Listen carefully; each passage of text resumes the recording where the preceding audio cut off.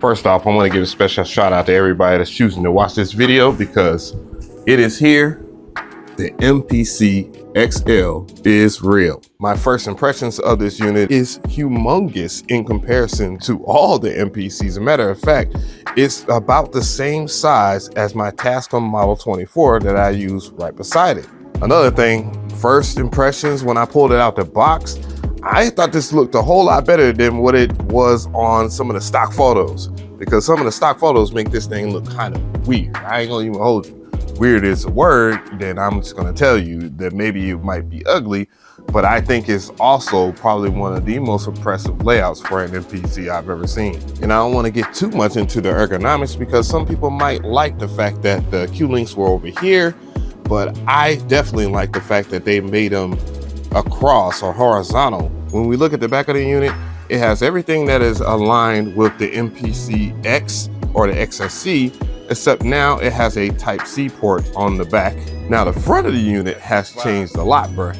We have the SD card slot, a USB Type-A port right there, and I think that's convenient. 2 foot switches, 2 instrument ends, and a volume to control it. And then you have both a 3.5 and a 1/4 inch jack for your headphones and the control of the volume right here. One funny thing I would like to point out, it is 16 Q-links, not 17 Q-links like I've been seeing in some of these AI pictures. I'm gonna keep it real with you guys, because I already know how y'all operate. Y'all be in the comment section saying it. $2,800, that's a lot of money. So that means that you shouldn't buy this as a flex piece. You know what I'm saying? This isn't a flex piece at all. I mean, I know a lot of people like to do that on the gram and Facebook and wherever else you can flex stuff and talk smack. You want to do music with this thing because it's quite capable. Matter of fact, the other part of that is, well, I can get the MPC X and then I'll be fine. It can do the exact same thing. Well, let's talk about that. Now, if we were to talk about the differences between the MPC X and the MPC XL, it's night and day. I mean, you can see the opening prices are quite similar, which I didn't even know the MPC X was around $2,200 when it first released, or $2,300 to be honest, while this one is around $2,900 if we round it up. They talk about Gen 1 and Gen 2 CPUs. One had 4 cores, this one has 8 cores, and then you have 2 gigs of RAM, 4 gigs of RAM in the MPC XXC, and this one has 16 gigs of RAM, which is something that people always talked about in MPCs. And now we have about 256 versus the 32 gigs that you get on the MPC X. Now the big difference is in the CPU power and things that it is capable of doing.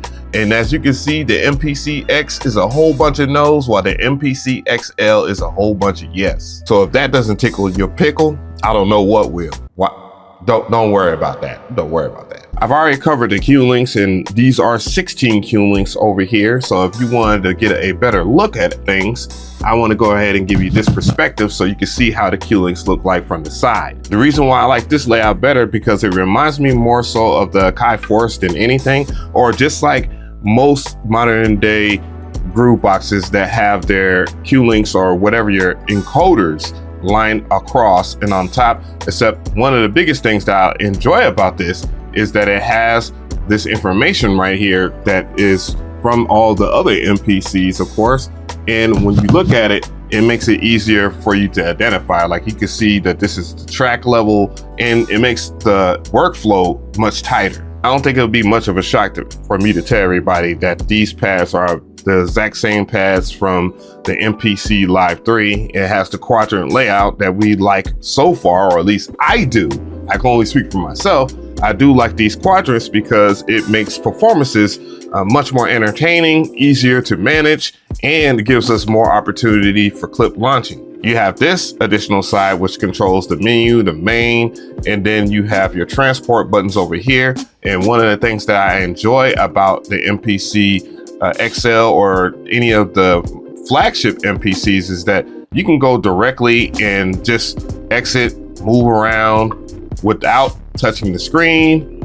I can go to tracks and just go to menu, main, it has all the buttons necessary so you don't miss out on any of the workflow. And I've heard people complain about it, but let's see if they'll move the goalposts in this direction. This side has been slightly changed because now we have the track effects button. I don't remember that on any of the flagship MPCs like the MPC X SE.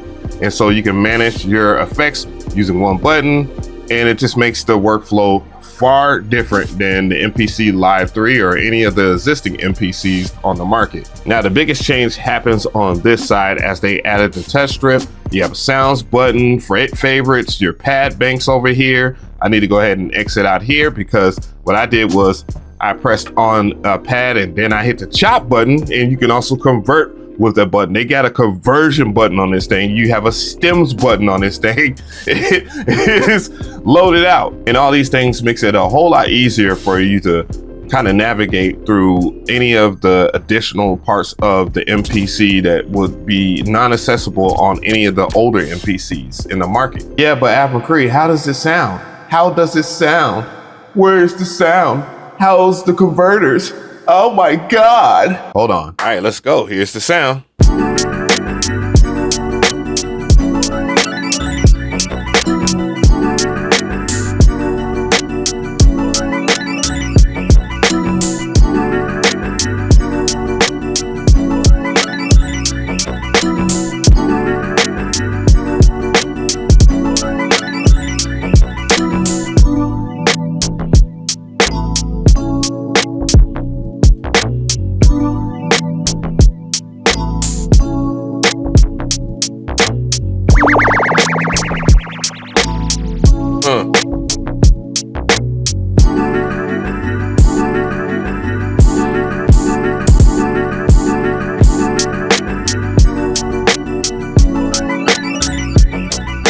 Now, whole time, I ain't gonna hold you. I don't know how it's gonna sound like post-production.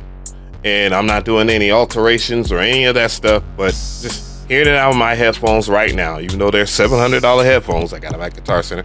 Anyways, it's fairly decent. It's fairly decent, more or less, to be real, good. And one thing I would like to note about the actual sound itself, you better be careful about how you configure these two areas, because most people are going to crank this thing up and blow out their speakers ASAP. And I don't think you should do that, man. Be careful about how you mix on this thing if you're going to run it via through the audio or whatnot and not plugged up or whatever to type C or whatever. And if you want to bulk up the sound, which you don't have to do, you can buy any audio interface that is class compliant and use it alongside with any of your MPCs. And with the XL, obviously you can do a mixer and whatever else. That's with all MPCs, by the way, as long as it's class compliant.